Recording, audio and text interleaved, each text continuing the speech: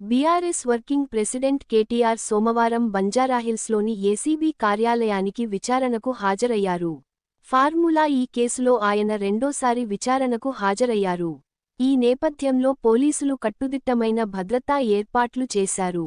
కేటీఆర్ వాహనం మినహా ఇతరులను కార్యాలయం వద్దకు అనుమతించలేదు.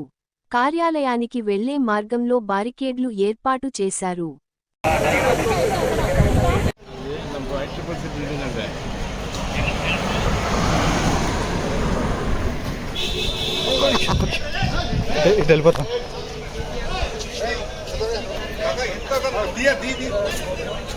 సైడ్ సైడ్ గల్లీకి వెళ్ళిపోతుంది. గల్లీ డిస్టర్బ్ అయింది.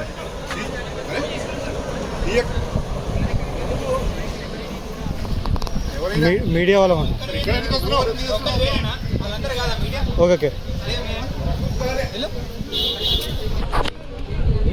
అయిపోయింది. దూరం నుంచి ఏమైపోయింది?